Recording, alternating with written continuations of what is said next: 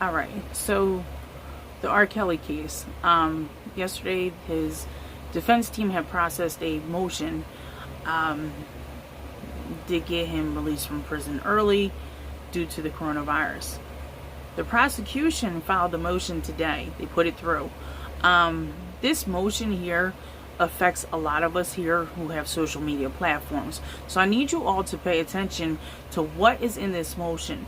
There are certain advocates of R. Kelly in the YouTube streets, we call it here, and they always promote this certain thing.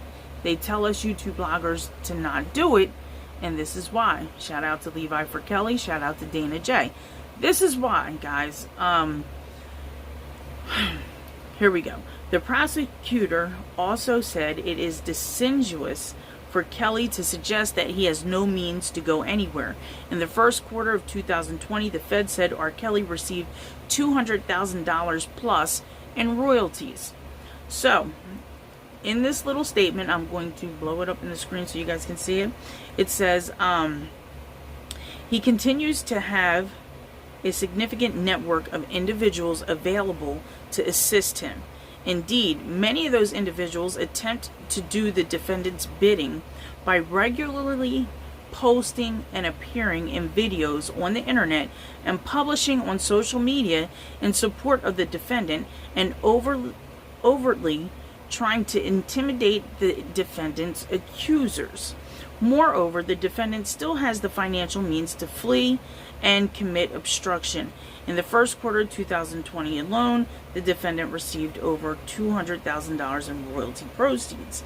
So I'm going to put this whole motion that the prosecution filed to deny R. Kelly to get out at the end of this video, just like I did yesterday. I really need you guys to understand that it's important that we abide by certain things. We are not in jail. As YouTube bloggers, as advocates of R. Kelly, we are not in jail. He is in jail. Anything we do or say might not harm us. We might not get in trouble for it, but it does fall back on him. And trust and believe the prosecution has people out here on our YouTube platforms watching everything we say and do. The way you kind of got to look at it is like the way we go against the subjects in the indictments or whatever, the way we come at them and how we would, you got to compare it to the way you would have, say your child gets in a relationship with someone and that someone is attacking your child. You're going to go at that person who's attacking your child. So that's the prosecution. The prosecution is going back at the people who are attacking the witnesses or the the plaintiffs in the case.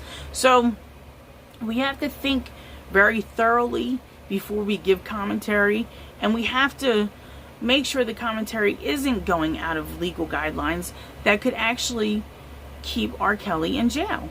Here they are. I mean, I'm saying this now, and it may be too late. It may not be.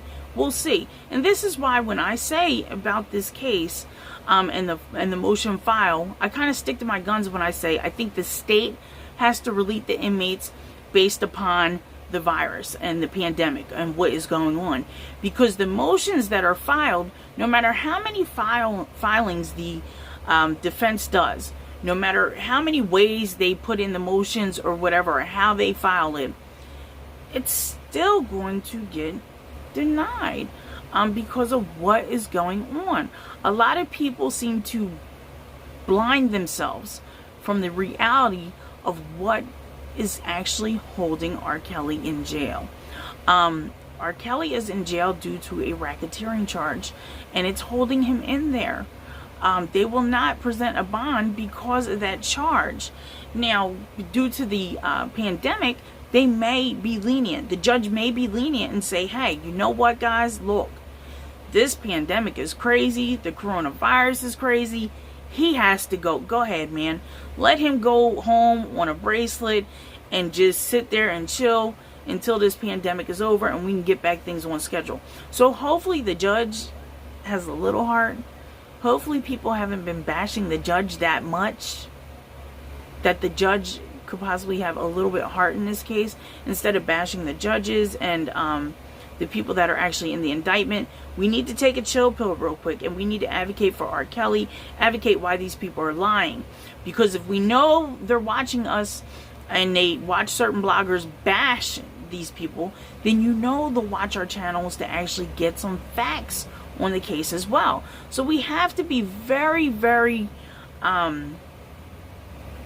tedious as far as when it comes to our actions and how we present them on our platforms.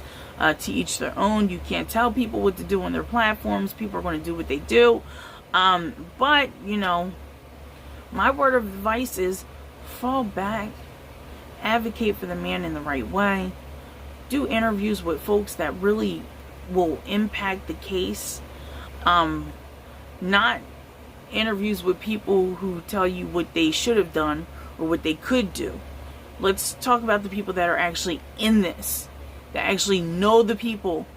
You know, a lot of these accusers we know are liars. A lot of the alleged victims, we know there are gaps and holes in things that they are saying. So our job as advocates for R. Kelly, as YouTubers, bloggers, is to provide the evidence in our videos so it can reach the right people. So the right people can actually look at these videos and say, hey, look at this. You know what I mean? That person is lying. So like, for instance, at the end of this video, I'm going to put in my famous clip of Lenita Carter and Dominique Gardner, both accusers from the Lifetime documentaries. Both of these women have discredited themselves. So why not? I'm going to show you guys that. So anyways, guys, that's your current update on the R. Kelly case. Please pray for the man. Please pray for him that he can come home, as well as other inmates that are in there too. This the coronavirus pandemic is affecting millions of people, thousands and thousands, hundreds of thousands inmates as well throughout the country. So, you know, just keep on praying that these inmates do get released home. They don't have to be free. They can be on an ankle bracelet. That's fine. They just need to be in a safe environment, opposed to in a clustered environment where they can contract this disease, and possibly have fatal results. You know, what are we going to do? Alright, guys, till next video. Don't forget, I'm going to tag on the motion to this video, as well as a little clip for those of you guys who may not have ever seen this clip before. But I'm going to attach a clip to this video as well. Alright, guys, till next video.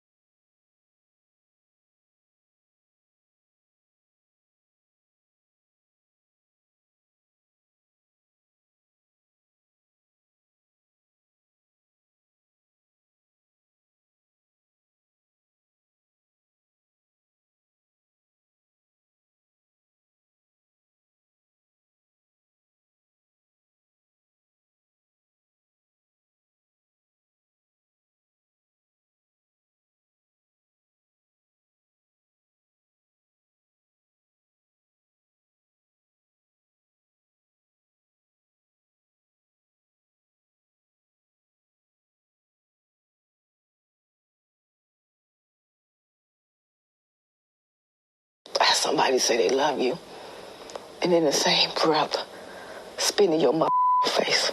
That's what you say R. Kelly did to your daughter? Yes. My name is Dominique Gardner, and I'm quite sure you all heard about my mother, Michelle Kramer. And I'm here to let you all know the truth about her, expose her of the liar she truly is.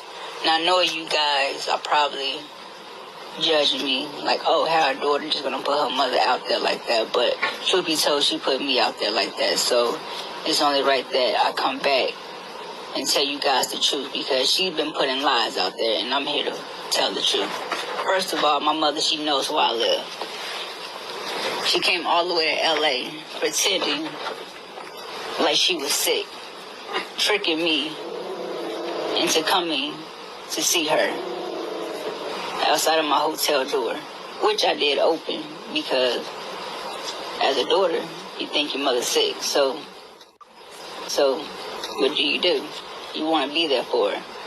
But in this case, she came with a camera crew from Lifetime. And when I opened the door, she ambushed me with cameras, took me off guard.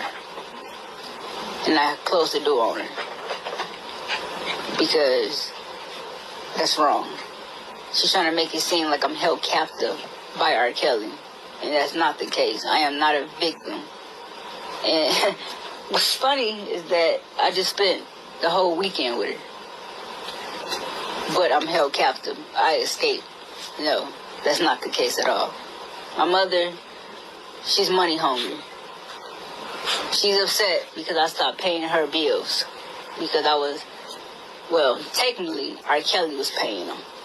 I will ask him for money to give to her so she can pay her bills. And once I couldn't do it anymore, I just got tired and fed up. I told him the truth, and he cut it off. And she didn't like that, so she threatened to kill herself, my little brother, and the dog, just for some attention, just because she wasn't getting a paycheck anymore. Like, that's sick. How could you say that about your own child? You gonna kill your own son because the money stopped rolling in? Like, you guys have no idea. She's trying to play like she's a victim, like she's actually concerned about me, but truth be told, she's not concerned about me. All she wants is the fame, the publicity. Lifetime offered her $5,000 to do an interview, to come to LA to expose, I don't really know what they was exposing, because as you all can see, I'm good. I'm just tired of the lies. I just want everybody to know the truth. And there you have it. That's the truth, spoken from Dominique Gardner. Don't believe anything else no one say. Like, oh, Dominique said this, I heard Dominique said that. No. What you're hearing right now is what Dominique said, so let that be known. And that's the truth. May 23rd, 1996. I mean, it slowed me down for a second, but I was tripping out there badly in the fix. I couldn't let my addiction get neglected. I just couldn't stop sucking dicks, because I was sucking fast like I was intoxicated. Because the nut was like a drink and I was inebriated, meaning never sober. February 18, 2003, I get a phone call to come down and do his hair. When he came to the room and he asked me for that head massage, and I told him I didn't do massages, I laughed it off. And I didn't know he was for real. If I could change that day, I wouldn't have been there. He pulled my braids down.